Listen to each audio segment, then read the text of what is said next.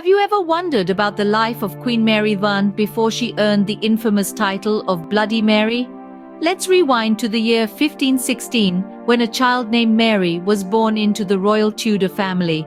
As the only surviving child of King Henry VIII and his first wife, Catherine of Aragon, young Mary was the apple of her parents' eyes.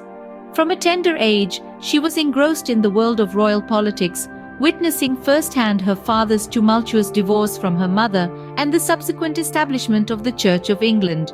This period of upheaval was a defining chapter in Mary's life, shaping her future beliefs and actions. Despite the luxurious trappings of royalty, Mary's childhood was far from carefree. Her formative years were filled with both privilege and hardship, setting the stage for a tumultuous reign. From a discarded princess to a ruling queen, Mary's ascension to the throne was anything but smooth. After the death of her half-brother Edward VI, Mary found herself in the throes of a power struggle. Lady Jane Grey, Edward's chosen successor, was swiftly dethroned, and Mary was crowned queen in the summer of 1553. Mary's reign was a tumultuous one, characterized by a fervor to restore Catholicism in England. She was determined to reverse the Protestant reforms initiated by her father, Henry VIII, and solidified by her brother Edward. This religious reversal was not without its challenges. Mary faced considerable resistance, leading to the infamous Marian persecutions, where hundreds of Protestants were burned at the stake for heresy. A key event in her reign was her marriage to Philip II of Spain.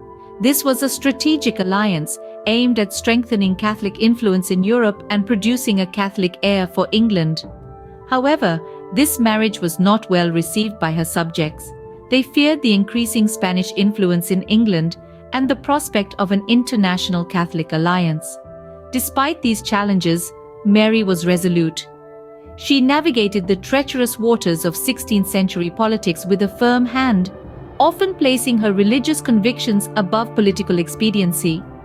Her reign, often overshadowed by religious strife, was also marked by significant legislative reforms, including the restoration of the old heresy laws and the revocation of Edward's religious laws.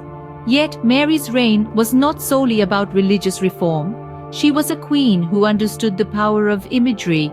She commissioned portraits that presented her as a pious and powerful monarch, reinforcing her authority and her commitment to the Catholic faith. In the end, Mary's reign was a turning point in English history. It witnessed the re-establishment of Catholicism, an unpopular royal marriage, and the persecution of Protestants. Her reign, filled with religious strife and political intrigue, left an indelible mark on England. The end of Mary's life was as complex as her reign, but how has history remembered her? In November of 1558, Queen Mary then passed away, likely due to ovarian or uterine cancer. This marked the end of a tumultuous reign and ushered in the era of her half-sister, Elizabeth I. For centuries, Mary's legacy was overshadowed by her persecution of Protestants, earning her the chilling moniker, Bloody Mary. This negative portrayal has often dominated historical discussions about her reign. However, more recent interpretations have shifted this narrative somewhat, recognizing Mary not just for her religious fervor, but also as a pioneering female monarch. She was the first woman to successfully claim the English throne in her own right, setting a precedent for future queens regnant. Queen Mary I's reign was a pivotal period in English history, marked by religious conflict, political intrigue, and the unprecedented rule of a woman monarch.